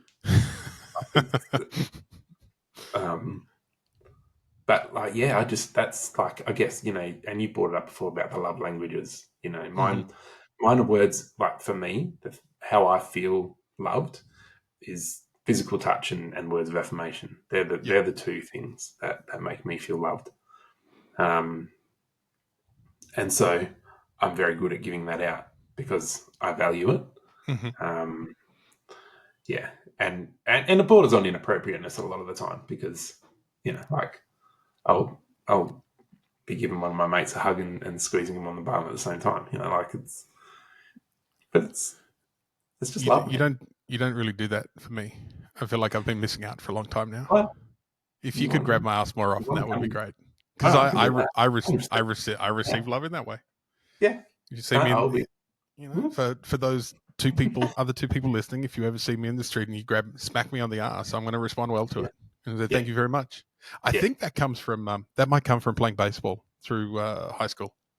yeah, Have you ever seen that in baseball? It's a big thing. You slap each other on the butt. yeah. I Like think I have seen that. I would do a good hit. I'd come around. I'd cross home plate. I'd run into the dugout, and as you run into the dugout, you have the manager and the coach. They just slap you on the ass. Go, good Yeah, job. good Oh, job. thank you, thank you. Thank Yeah. you. Ooh, ooh. I felt it. It's like, is this what a horse feels like when you say giddy up? Hey, yeah. I like Yeah, that. Let's move on before we do it. Let's alternate sharing something you consider a positive characteristic of your partner. So that's me.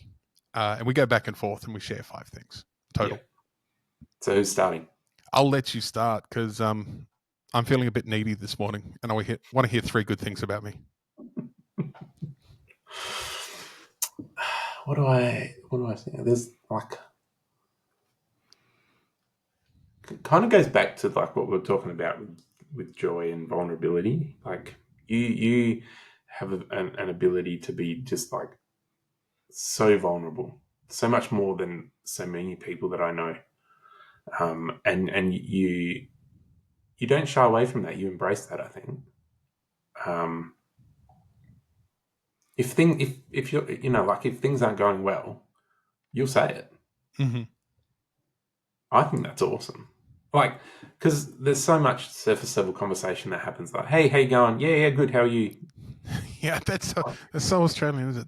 Not Yeah, bad. Yeah, yeah. you're all right. And in my role, like I've been, I was a school chaplain for a long time. I guess that's taught me how to see through that surface level stuff a lot of the time, and so I think that's probably enabled me to be a better friend in turn, because you get to see when people are saying, yeah, good, how are you, that they're not good. You can see Yeah, through it.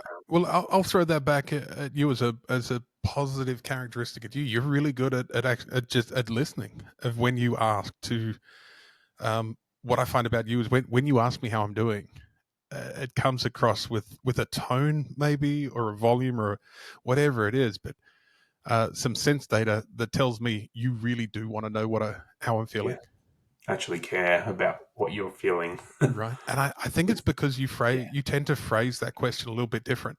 Like I don't remember so much you saying, "Oh, how you going?" In that very Australian way. You tend to ask questions that promote a response more than yeah, not bad or good. Yeah, yeah. So that's one each now. You go now. It's back to me because, like I said, I want to feel good about myself. Yeah.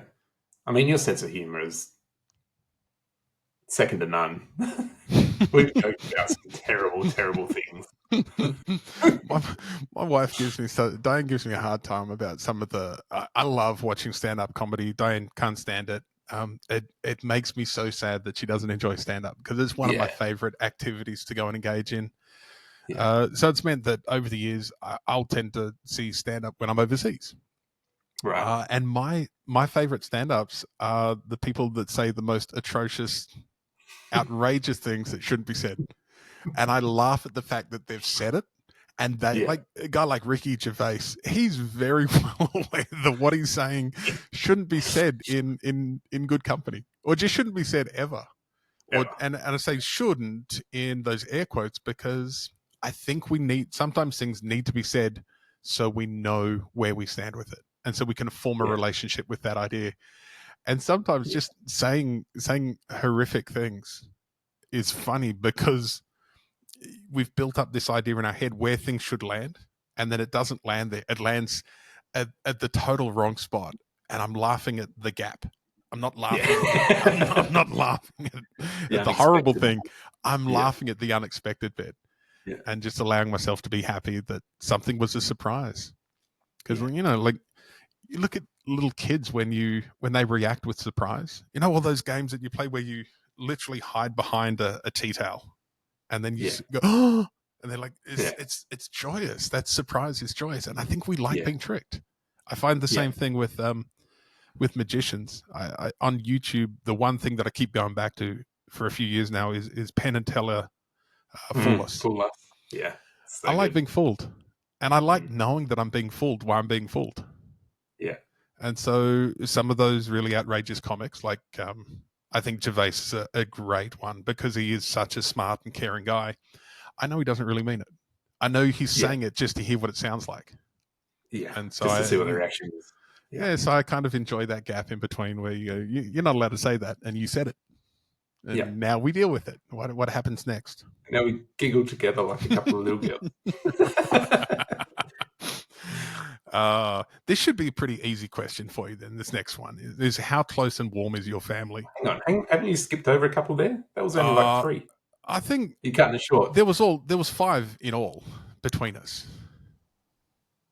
What do you want? Well, I started, and then you did one, and then I've done another one. Oh, I thought you've done a few. I kind of doubling them up. All right, I'll give you another one. Well, let me give you one more. One more? No, I'm not let me give you one. Let me give you one. Okay. A positive characteristic of you. And this is generally what I really like about you, is I know I can change your beliefs.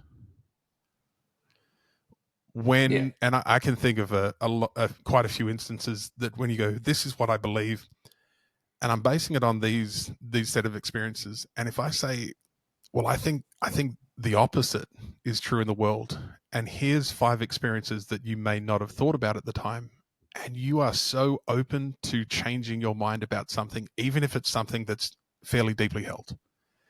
And if I was to say, what do I value in a friendship? It's that. It's the ability to be open-minded, and not just be open-minded, but to change your mind when presented with different facts.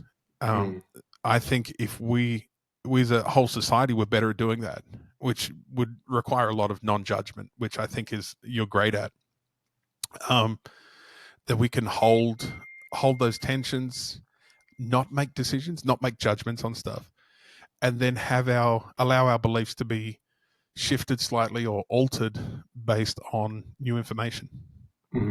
I think that's Yeah. awesome. I think it's a wonderfully Yeah. positive characteristic. Awesome. Thanks, man. You're welcome. The last thing that I wanted to say about you, like one of your positive characteristics is that, and I guess it goes back to the vulnerability thing, is that you are really you're really proactive at asking for help when you need it. Not post, not debrief, like it's in the moment. If you need help, you will ask for it. Yeah, Like I've thanks, had a man. phone call from you when you're in the middle of like a panic attack going, I just need you to help me right now. Yeah, I remember at least one of those. Just talk to me. Just Yeah. keep talking to me. Just keep me present. Yeah. And like Yeah, I was literally driving out of the tip, having taken a bunch of cans for the yeah, recycling and yeah. I pulled remember over that. on the Yeah. side of the road and just chatting to you Uh, because that's what you needed. But like, so I wish so many, like, I just wish people did that more to well, go, I developed that one out of we were both chaplains for a really long time, and we've given this advice, and especially like for me, I was an assist trainer for a lot of years as well. So not just doing suicide intervention, but teaching people about suicide intervention and giving them the skills to have those conversations. And one of the things that always breaks my heart is when people say, "Oh, why didn't you call me?" Or why didn't you do this? And so I'm like, well, okay, I don't want to give that. I don't want to have someone else say that to me. I'm saying, hey, man, I was just sitting at home. I wasn't doing anything. If you called, I would have been there in a heartbeat. And realizing that my friends want to help me, that my yeah, friends are on my side, and my friends yeah, don't want me to go through terrible things by myself. I'm like, yeah, well, if I'm going through something terrible, just pick up the phone. Like one of 5 people will answer every time. Like I remember yeah, when I had the stroke, the first person I called was Jonah because I knew he was awake. It was yeah, 3:30 a.m. in Australia, and that meant that it was daytime in South Dakota. So Jonah, man, I'm having a stroke, dude. I'm in trouble. And the first thing he yeah, did was get the prayer chain going amongst his friends. And he took yeah. action. Same as Mm, you. Like I know my friends will take action if I go, hey, I mm, need help. mm. I think like in a like to me, when you phone me and say I need help, like that's um that reassures me that I'm being a good friend to you because you feel that you can do that. Yeah, It's not a burden. yeah, But then, like I've got another friend who um, he and his wife are going through a separation, and he didn't tell any of us in that particular friendship group for a couple of weeks that they'd separated, and I had to try really hard to not take that personally, which is a bit of a weird thing to say because it's not about me, number one. I'm with But you on this one. I was I can disappointed. empathize. Yeah, I was disappointed that he didn't feel that he could tell me sooner. Mm. It's kind of made me go, okay, like I still, even though I think I'm quite good at being open and being available to people, there's still something for some people and maybe that's purely on them. Yeah, I But think it's a them problem. It's not a you. I don't think it's a bad thing to reflect on it and go, am I doing everything that I can to let my Mm, friends know that I am here for them 100%? yep. I think within friendships for me, and you know how intentional I am at most things. Um, Mm. if I'm calling you my friend, you're one of the people on this planet that I've decided I'm going to burden with my shit. Because I know going back through a few thousand generations, we humans like to have other people with us to support. We need each other's support. We're a social animal. We live in Mm. communities. We thrive best in Yeah. communities, and we need to select 5 or 6 people that you're going to dump your shit on. You're going to, all right, we're walking together now. Whatever you're carrying, you can dump it on me. I'm going to dump my stuff on you. We're going to do this to each other. I'm Yeah. not going to do it to the guy down the street No. because that's a boundary. I'm not going to share that information with people that I don't call friend because No. they're not the people I've selected. One of the most helpful things that my mum said to me when I was going through my separation and divorce is a problem shared is a problem halved. You know, just the fact that you are getting it off your chest, putting Mm-hmm. words to it, halves the problem Right. because you're sharing it with someone else. They're not even giving advice or helping. They are helping because they're being a listening ear, and that's kind of like what I That's the based. help, right? That's you need to hear Yeah, that non-judgment a lot of time. You just need to be able to say it and have somebody reflect back to you that yeah, like I don't think you're a dickhead. yeah. I still Like love you. This doesn't you're still change a things. valuable human We're being. we're Yeah, still the same. Our relationship is still the same. we're still good. Yeah, and that's kind of what I based my chaplaincy around. Is people would say, "What does a chaplain do?" My go to answer was a friendly face and a listening ear. Yeah, pretty much, isn't it? Mm. I'm going to try asking that question again then, now that we've done all 5. How close and warm is your family? I could answer that one. Super close. How do you feel your child, and do you feel so? How close and warm is your family, and do you feel your childhood was happier than most other people's? Yes, I think my childhood was happier than most other people's. For reasons I've already given, like I Yeah. grew up, the way that I grew up, it was, my mum is very open with her emotions, and that's probably where I've learned that from. Mm-hmm. Um, and um, my dad was a very emotional person in that if he was proud of you, you could tell because he was crying, like, and not like, like but his bottom lip would drop and his eyes would tear. Would Like if water. it's Yeah. say for example, if Dan or I got an honor certificate at school, and on one of the rare times that he could be there to see that, that would be his reaction, and you That's knew beautiful. that he cared. Like, and especially for someone that was born in the 40s and was brought up in a society that was like men don't really show emotion, Mm. and maybe that's why that was the extent of it, like the tear, like it's the bottom lip drop in You the eyes. just, Like, he didn't really know how to express it any further than that, but he still did. yeah. So I had parents that I knew cared and loved me and wanted the best for me. And my family is pretty close. It's interesting though, like in reflecting on this question, having listened to other people answer it, like I think we all know, like my mum, my brother, my sisters, my wife, my kids, we all know that we love each other and we all say that to each other. Mm-hmm. But I feel like for my brother, he's had to temper that because he's gay. And I think it's a defense mechanism um, that he's had to learn to put up walls because of the way that people, up until relatively recently, that are gay in Australia have been treated. And I think it's gotten a lot better since the marriage equality stuff. But it's still got a long way to go. Mm-hmm. But I think for him, when we were younger, growing up, I think he was more open with his emotions. I think he's had to learn to put up walls to protect himself as a gay man. That um, that he has to now like mindfully drop those walls when he's with us, and remember that it's safe. Yep.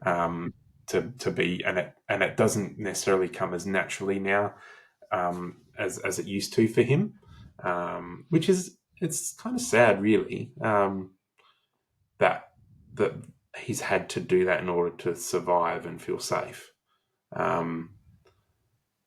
Yeah, and hopefully that's something that over time will get better for him. Let's see if we can add a couple of followers for him on Instagram. Benn Gladden Art. Yeah, I think that all one word. yeah, DANGLADDENART. There you go. At Benn Gladden Art, and yeah, he's got some great stuff up there. And his stories I find Penis warning, though. Penis warning. Well, you know, half the population has one. I don't know why we're so scared of them. No, just a lot of wang on his Instagram. You know, that's all. We're also pretty scared of female nipples. So yeah. Body parts. See, if I was to fear a body part, it wouldn't be a nipple or a penis. It'd probably be like a liver or a pancreas, or a kidney. Kidneys. There's two of them. Like, whatever. I think a liver would kick your ass, though. That's a scary organ. I saw a picture of a kidney stone, and it looked like I don't know. Like a little ball that has all these arms coming out of it. Right, it's terrifying. They're horrific. How do you feel about your relationship with your mum? I have a great relationship with my mum. I love your mum. She's so cool. Yeah. My mum is super caring. My mum is one of these people that just she's a prayer warrior. She's so dedicated to her faith. Mm-hmm. So much more dedicated than I am, and I'm learning from her to be more dedicated. You know, she has a quiet time with what she calls it, my quiet time with the Lord. Is how she says it, and I've given her a hard time about that over the years. Even though I'm a Christian myself, I've given her a hard time about it, just because that's just part of the way that we share, show love to each other, is to do that. But it's something that I've adopted more this year, is that quiet time of reflection and prayer and meditation and reading. And it's been great. I've loved it. She's got a wicked sense of humor. She is, you mentioned that I have the ability to change my mind on things, and Mum does too. I've seen that in her. She's just warm and caring and lovely. And she worries too much that she's not enough, or that she's offended people, or that she's not, I think every single meal, and we've wound her up about this our entire lives, but every single meal that she's cooked us, she'll put on the table and she'll say, "Oh, look, I'm sorry, but blah, blah, blah." There's always something to apologize. Mum, oh my gosh, you've just made this our favorite meal. Shut up. Do not apologize for this. you know that food apology, I think at its bare minimum, if somebody makes me any food, even if it's good or not, even if they put a lot of effort, you brought me food, thank you, I love you. It's not hard. I remember because Diane does that a bit. She apologized. She did that pre-apology for something that she had made me for lunch, and it was Bronte that intervened at this point, because I'd been saying it for so many years. That Bronte turned and said, "Mum, I'm pretty sure Dad is just happy that he's got food that he didn't make." I'm going, yep. I'm just happy that people brought me calories. Yeah. But I love that their intention is that they want to bring you the greatest calorie that you've ever experienced. I'm going, just the calories, just give me fat and protein, a bit of sugar. I'm happy. And it's all in their own head, right? And I'll thank you profusely for giving me those calories. It's all in their own head. They had this certain idea of what they wanted to do. Mm-hmm. They didn't quite achieve it, and they feel bad about that. Yeah. That's I'm just happy that you've got me food. You made me food. That's one of the highest things in life. And the food that you make is great. So I'm happy. We are on track right now. We've just got through set 2 of questions. We're on to set 3. We are on track to actually do every single question, which we've never done before. We have been going for an hour and 40 minutes. Yeah, so let's wrap it up then. Let's not do that. Let's keep going. Let's get all 36. I realize that your time is running out. So the last 12, we are going to have to do rapid fire. All right. All right. Make 3 true we statements each. So, for instance, we are both ridiculously good looking. Yes, that's one. We are both in our 40s. We are both wearing glasses. We are both the beneficiaries of older wisdom being freely given to us. Yeah. Yeah. We are both living in the greatest part of Australia. There you go. Complete this sentence. I wish I had someone with whom I could share. I can't complete that sentence because I have people that I can share all the things that I want to share with. Oh, I'm going to go. I wish I had someone with whom I could share a chocolate croissant right now. Man, I love croissants. Like, I really do. Do you mean pain au chocolat? A pain au chocolat, yes. Or, I love all the croissants. It's just so good. I know it's the perfect ratio of sugar and butter. Anyway, if you were going to become a close friend with your partner, we are. But for anyone else there that wants to become a close friend of yours, please share what would be important for them to know. To be your close friend, what would people need to know about you? What's important? I am quite annoying if you spend a lot of time with me.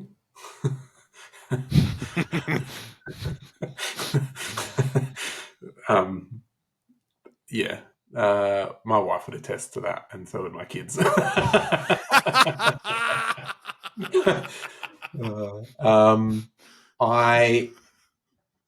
If I like it's you, important to know that there's not much of an off switch. Yeah. Yeah. If I like you, I will take the piss out of you. And it's all in love. It's all done in love. I'll give you a hard time, but it's because I like you and because I think you will take it and maybe see the funny side of it as well. Yeah. And that, communication, openness it's going to be there from the start if you want to be my friend. On my side and hopefully on yours. Yeah.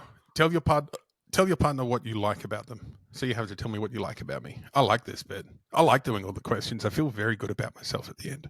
Yeah. I mean, I think I've already kind of covered it, but like just your openness, your caringness, your vulnerability, your wicked sense of humor, your devilish good looks, your strength. I particularly appreciate your strength when you give me a hug. Thank you. It's like I don't want to be just like I don't want like a fluffy hug. I want to be like a proper hug. Like, squeeze the air out of my lungs. Like, here's a shout out. I hope she listens. Bonica Brown, powerlifter from the USA, greatest female powerlifter of all time. She gives the best hugs, and I put it down to she's strong. She's bloody strong. Her and Leanne Blinn, both of them, really strong women. And when you get hugged by them, you know you're getting hugged. Yeah. If you can hug me so tightly that I feel like I've just walked out of the chiropractor's, then we're up to that's cool. Share with your partner an embarrassing moment in your life. I think I agree with the comment that was made previously that all of these happened in like junior high school or school. I think that's where we are primed to be super embarrassed through adolescence. We learn that way. We learn social norms by being a little bit embarrassed, coming back. Yeah. So for me, playing cricket at recess or lunchtime with my mates, I reckon I was probably about 12, 13, around there. Playing cricket in the cricket nets with my mates at break time. And someone's hit the ball in such a way as that it's kind of gone up and curved back and landed on the top of the cricket net. Right. Well, I've kind of run around the back of the cricket net, climbed up the back, to reach up and grab the ball, Mm-hmm. someone's come along behind me and just full dacked me, like Oh, jocks and all, like full dacked. And I just let go of the thing and just like threw myself backwards. I think I even caught my pants midair and had them up by the time my feet had hit the ground. Like I was just like mortified. That yeah. was. I don't even remember who did it. I just remember being like, "Oh my god, I can't believe this has just happened." That's embarrassing. All right. Yeah, good times. When Funny did you? now. Funny now, not at the time. The time was horrifying. It's just terrible. Just that's what anyhow. When did you last cry in front of another person? And when did you last cry by yourself?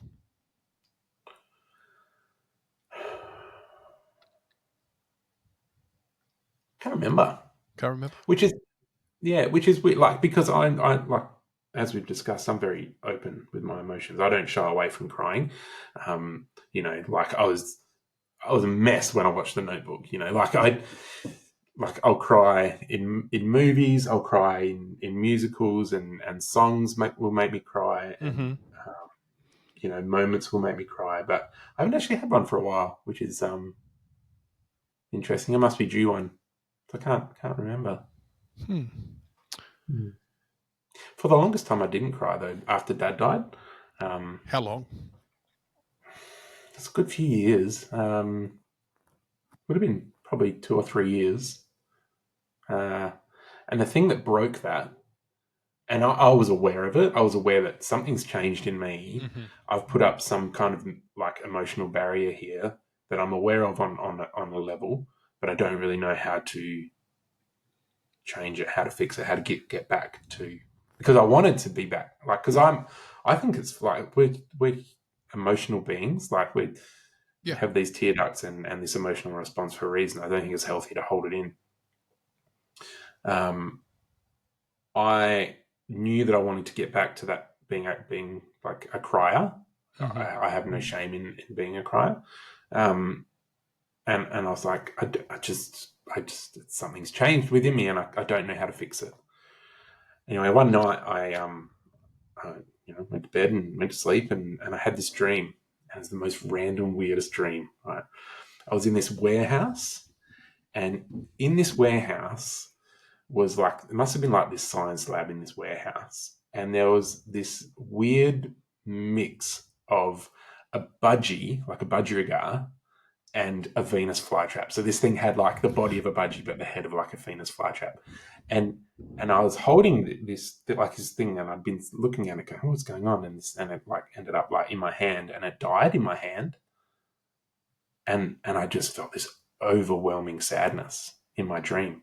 Wow. And I started crying in my dream, and I actually woke up crying, and that was like the floodgates opened, and I was sobbing. Like I was in bed sobbing in the middle of the night. My ex-wife like woke up, and she's just like, what's happened?" Like, and I like just had to cry for like 5 minutes before I could even talk. And then I explained this weird ass dream that I'd had. But I really think, like, for me, that was like God's way of like re-breaking my heart, but in a good way, getting I me think back to, and then I could cry I again. think crying in and of itself is a physical sign that we've been overwhelmed, that there's too much wanting to come out at any one time and too much coming in, and those tears are just a sign that we're overwhelmed. I think not Mm, being able to cry is we're being overwhelmed by how overwhelmed we are. And so mm, just the same as crying is something protective and helpful and all those kind of things. I think those instances where we don't cry because something is so overwhelming that perhaps crying any time before you start to cry would have been too overwhelming and something that you're mm, not able to come back from. mm, mm, And I think it really is reserved for times in our lives, like for you and for me as well, with when I lost my dad. Um, and sort of similar settings. I was like, we knew my dad was dying, and so I was with him at the end. I was holding his hand when he took his last breath. I didn't cry mm, for months, and mm, I'm a really emotional guy, as you know. I mm, cry pretty easily. And it was months. So I remember I flew to America and I was in a hotel room in Phoenix, Arizona. I was sharing a room with my friend Stu, who was a Chinese chiropractor from Chicago and now an athletic trainer. And I didn't have a weird dream like you did, but I woke up that morning and we were meant to be at the facility at 8. We didn't get there till 11. Like I woke up, started to make one of those terrible hotel coffees that you can do in America. Like if you know, these little drip things. I was making a cup of coffee, and as I was making the coffee, I just started crying. Yeah. And I was present with this realization that my dad and I could no longer be physically connected, that we couldn't stand in the same geographic location anymore.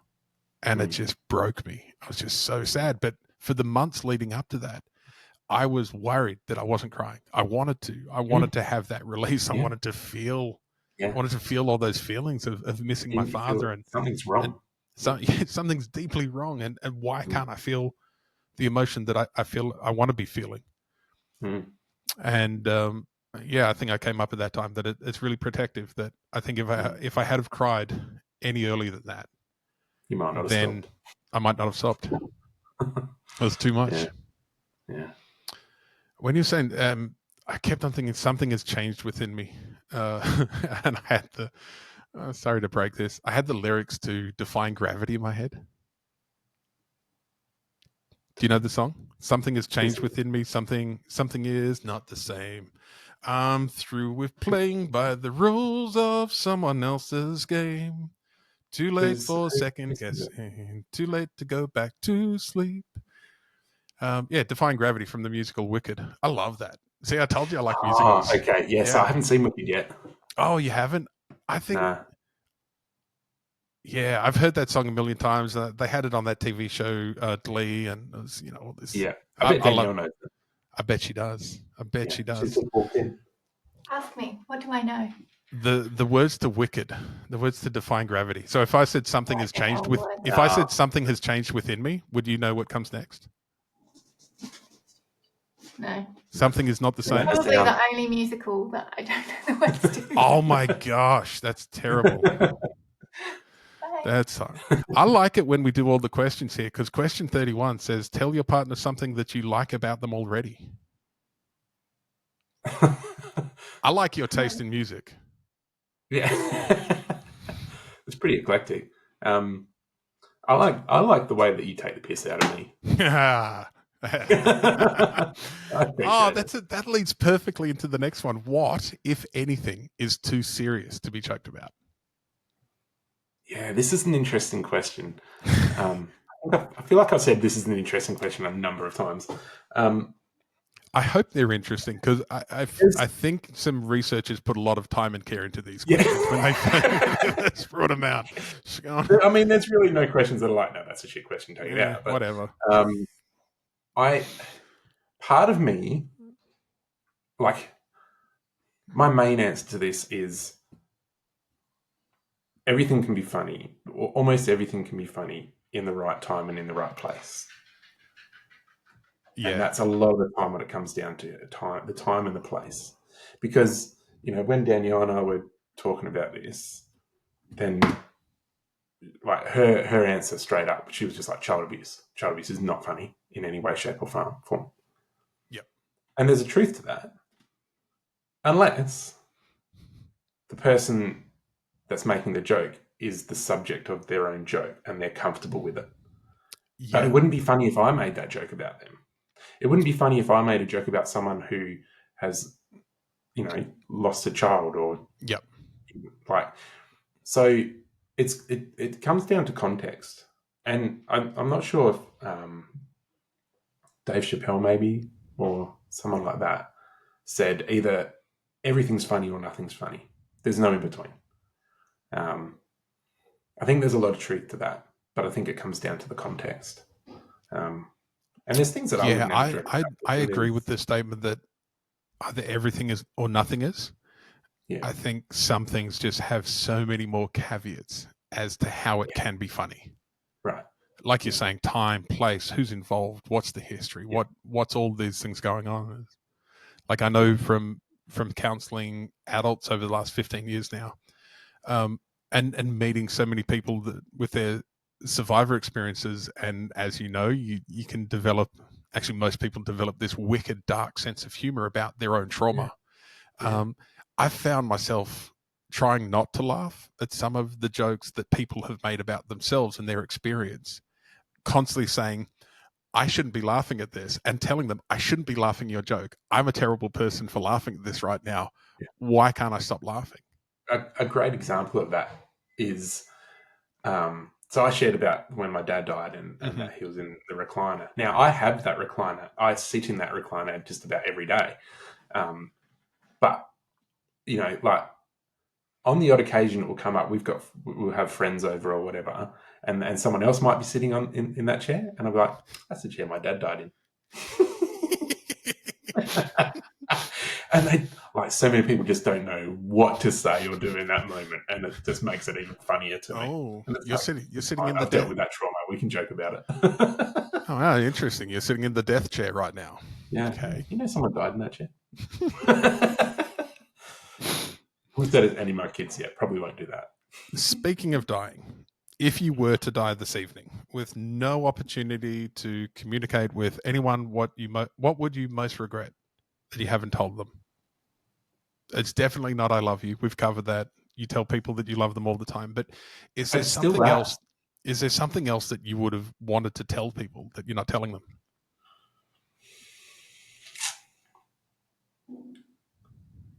No, I think it's still that. Just like, I just want people to know, my friends, my family, the people that I love and care about, I want them to know how much they're worth, how much I value them, you know, like just as they are, warts and all. I don't think you can ever tell anyone enough that you love them. Your house containing everything you own. Well, the house you rent containing everything you own catches fire.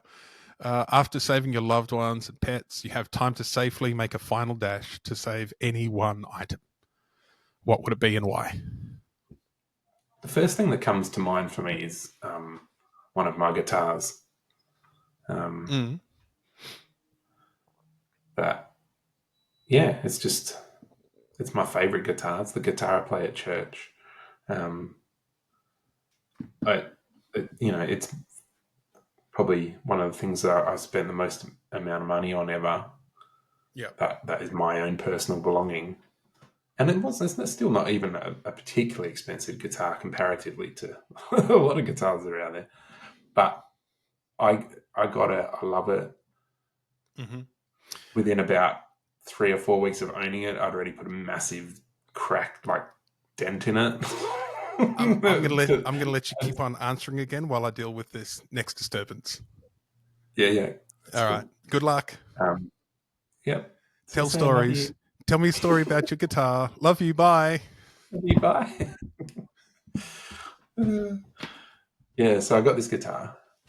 Spent a good amount of money on it, and was sitting out the back of my house just playing. I think I'm playing like some Matchbox 20 or something. And the house that I was living in at the time had like a back deck, and then there was some little stairs down to the back garden that either side had they're limestone stairs and limestone blocks kind of bordering the side as well. And I'd been sat on those steps playing the guitar, and then I was done and ready to put my guitar away. So I got up, kind of took my guitar off my shoulder with the strap and was holding it by the neck and started walking up the stairs. And I obviously hadn't lifted the guitar high enough, and I just whacked the kind of edge of the bottom of my guitar against this limestone block and put a big crack in it. And yeah, just was gutted. But now it's one of the things that I really love about it. Just it's got that little war wound and that story attached to it. Do you have a dream guitar? For me, it was always a black sunburst Les Paul. Yeah, okay.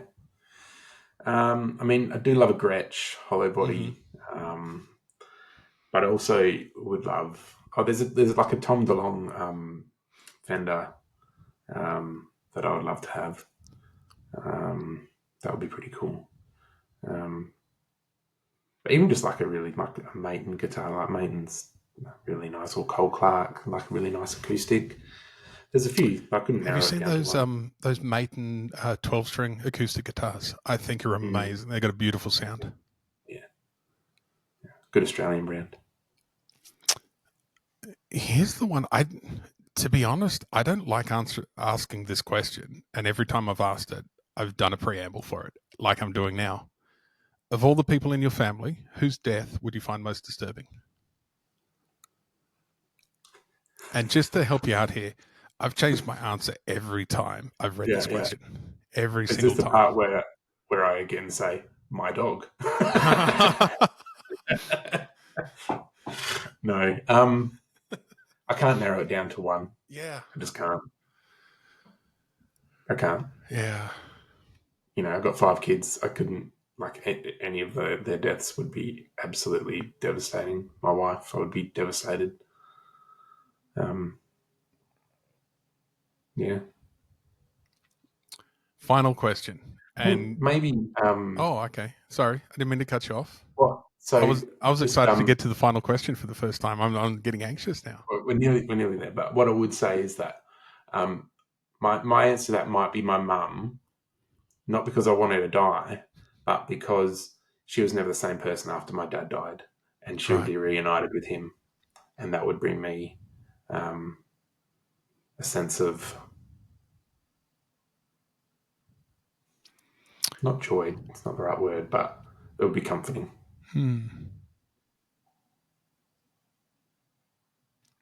Final question. Share a personal problem and ask your partner's advice on how they might handle it. And then I'll reflect back to you how you seem to be feeling about the problem you've chosen. So I've got this rash down.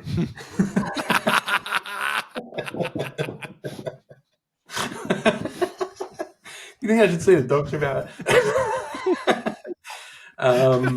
Man walks into a doctor's surgery wearing nothing but a pair of Glad wrap shorts. Doctor says, "I can clearly see your nuts." Yeah.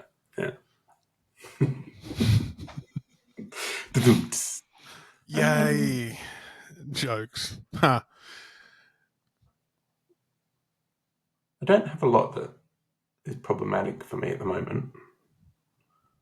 The thing that probably I spend my most amount of time thinking about and worrying about, and this is something that I know that you're going to relate to, is I just want to own my own home. Yep. And I feel like that just keeps getting further and further out of reach with the property market and cost of living and all that sort of stuff. Yeah. So that's the problem that I wrestle with the most. Like, should I care about it as much as I do? And you try to hold it loosely, but it still comes back to being the one thing that I would love to change the most in my life. Mm-hmm. So what should I do about that, Nathan? Yeah, good question. I think you're right to feel the way you feel about not owning your own property.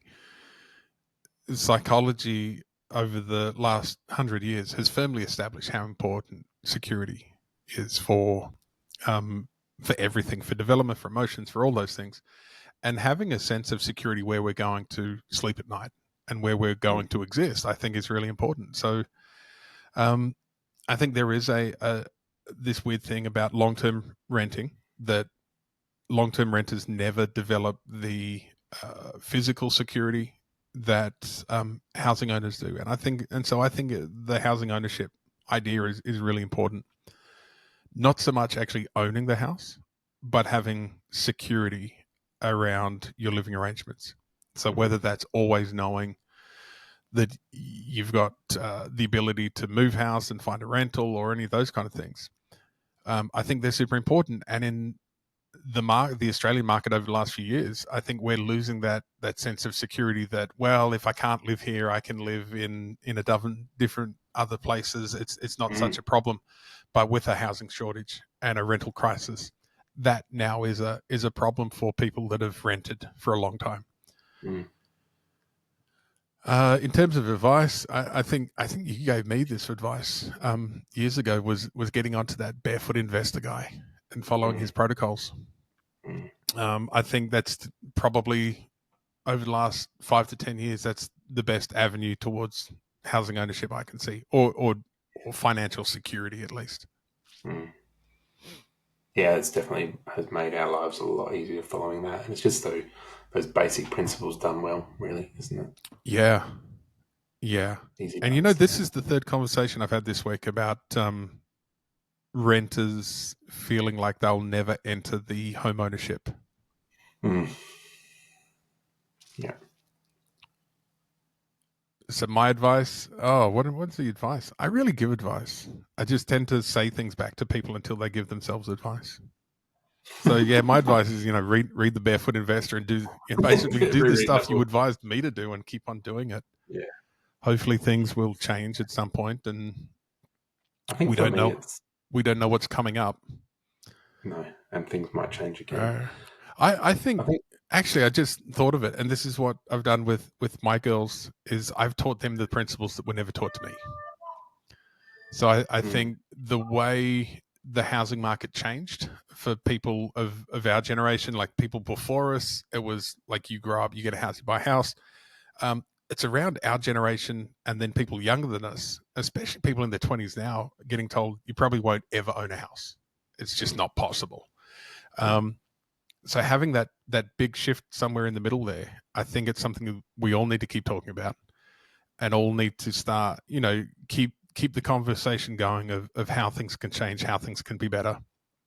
But especially teach your kids how to be good investors, good with money, how to use that money, not to make money, not the goal of having lots of money, but let's teach our kids how to be really, really smart with money. The goal is to make money work for you. Yeah. I was never taught that. That wasn't something that where I grew up was a thing. And my parents were of the generation where you go to school, you get a job, you get a house, and it's that simple. Yeah. But that was back in the mid 70s, when getting a house was not what it is today.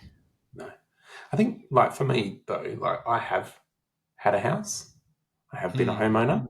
Yep. And then, going through the divorce and stuff like that, I lost out in that way. But what I gained, for me, is far more valuable than a house. And so in that, when I reframe that and I look at it in that way, that helps me to feel better about it. That's reassuring. Yeah, I'm teaching Bronte and Gabrielle how to be really rich so they can look after me when I'm old. And I'm thinking, like, I've got 5 kids. Surely one of them's going to have enough money to look after their old man. One of those soccer players is going to make it big and get a big contract somewhere. That's it. We did it, hey?